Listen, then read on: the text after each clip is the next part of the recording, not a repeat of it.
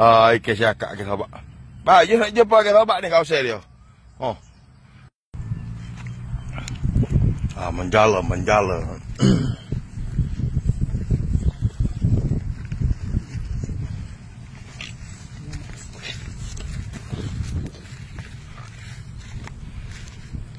Oh, beres.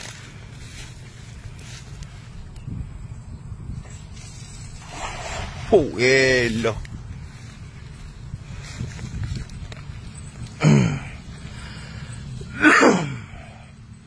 Tengok hasil je dalam kawasan perumahan ni sahabat. Dalam kawasan perumahan ni.